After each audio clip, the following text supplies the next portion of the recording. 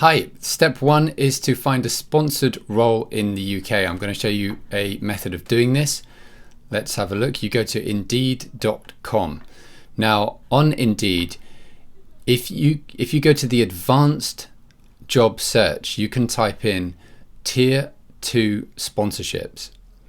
So I've done that here, and then if you click on find jobs, then that will return results. So this has actually returned 4,701 jobs. So the key point is some roles in the UK are sponsored, some aren't. In order for a company in the UK to sponsor you for a work visa, they need to have a sponsor license.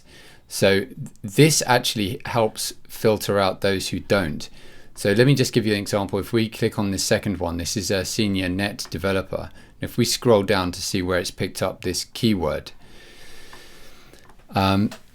it says 5 years experience required,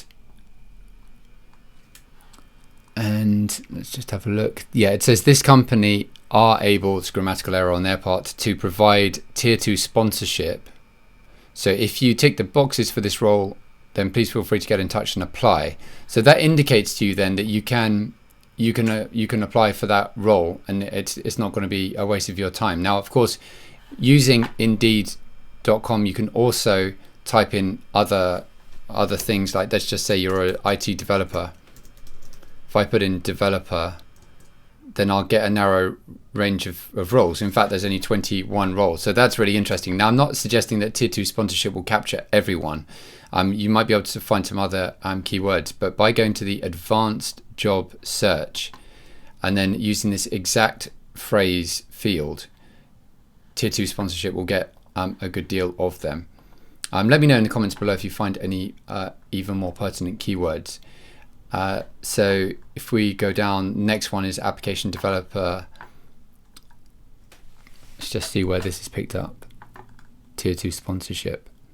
Yeah, it says, look, this role is open to tier 2 sponsorship. So that's step one. Basically, you can use Indeed to find roles, and of course you then need to apply it. Maybe you need to upskill or reskill yourself in order to secure a role in the UK.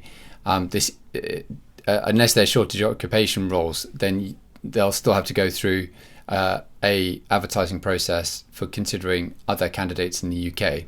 But that's how one way of going about it. Now, step 2. Let's just go back to the screen. Step 2 is going to the immigration rules and Appendix J and the Code of Practice for Skilled Work. Now, this will just help you confirm that the role you've found is actually a qualifying role. And you can see here, for example, table 4, occupations which are ineligible for sponsorship in tier 2 general and tier 2 intra-company transfer applications. I'll talk about intra-company transfer in a minute. But if you click on table 2, for example, then you can just check whether this role is an eligible one. And there's a great deal of them here. I won't go through these, but civil engineers, mechanical engineers, electrical engineers, design and development engineers, and it goes on. So that is step 2, because you need to be satisfied, although the employer, of course, will need to be satisfied. You don't want to second guess this. You need to be satisfied that this role falls within one of the qualifying roles that they can actually sponsor you for. And employers do get this wrong from time to time. The other, perhaps a really important thing, is that sometimes you can have more than one standard occupational code that covers your job. It might be that it falls within 2 different codes, and then you'll need to speak about your employer just to make sure that, look, when they're submitting their certificate of sponsorship, that they are using the correct code, just to make sure everyone is on the same page. It is the sponsor's responsibility, but you should just have that discussion with them. Now, the next step is to check what the minimum payment is and to make sure that you will be paid the minimum amount for the purposes of the visa rules. So here, I hope you can see this. I'm just doing a live stream, so hopefully, yeah, I think you can see this. you'll see the rates of pay, and this is the relevant guidance. I'll drop a link below. But the appropriate rate for Tier 2 General, paragraph 26.1, unless an exception applies, the minimum salary is whichever is the higher of 30,000 per year, or the appropriate rate for the job as listed in Appendix J to the immigration rules, which I just showed you. So make sure that you're going to be paid the minimum rate, and that they don't unwittingly pay you less than that. And again, that goes back to the SOC code, because it might be that your job falls within potentially two different SOC codes, and they've got two different minimum rates. So bear that in mind. So that's the next step.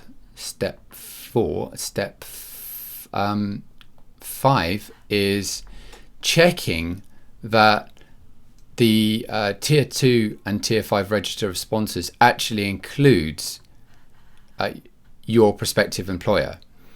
Now, it should do, because if on Indeed.com they're advertising it on the basis that they'll consider non-EEA candidates, and they're highlighting Tier 2, then usually, well, one would expect they would be. But double check it, because sometimes people have their licenses revoked or suspended for whatever reason. Now, the way you do this is an enormous document. It's a PDF here. And you can see how many Tier 2 and 5 sponsors there are. This is actually chopped down quite drastically, as particularly at the moment there's a compliance drive. And I attended a Home Office talk last year where they were saying that there was something like 12 a day. This is a Home Office representative was saying there was something like 12 a day being taken off the register. Now, I don't know if that was just for a short period, but there was definitely a compliance push, and that's ongoing. And you can actually see, if you go to the Tier 2 and 5 guidance, there's this addendum at the front which basically says when a sponsor is granted a license, significant trust is placed in them, quite rightly. With this trust comes direct responsibility to act in accordance with the immigration rules. It's a wider responsibility to behave in a manner that's consistent with our fundamental values and is not detrimental to the public good. It's a privilege, not a right. And that just reflects all the case law that's been developed over the previous months and years. But it's easy to lose a sponsor license. You want to make sure you're with a respectable company that isn't going to, is very unlikely to lose its license, which would result in your leave being curtailed over the next 5-year period if you're going to be with them for 5 years. And it does take 5 years under tier 2 general to get to the point where you can apply for indefinite leave to remain. So those are 5 steps that you can take. I hope that's helpful. The other point I promised to address is intra-company transfers. Now, a Tier 2 intra-company transfer does not lead to settlement in the UK. So bear that in mind. Tier 2 General does, but the Tier 2 intra-company transfer doesn't require the role to be advertised, because you're engaged by the foreign entity and effectively seconded in terms to the UK company. But that's a crucial difference. It may be that you're looking at this video because you're thinking about settling in the UK, and you're looking for a sponsored role. I imagine that is why you will have clicked on the thumbnail. So that may not be relevant to you, but do bear that in mind. That does not lead to settlement. And I wish you the best of luck in your search for a job role in the UK. If you're interested in any other immigration routes, I am doing a lot of applications at the moment for startup and innovative visa applicants. I'd be pleased to assist you. Do drop a comment below, and feel free to subscribe. I'm going to be producing more videos on this subject of how to secure work visas and Tier 2 sponsorship. Many thanks, and bye for now.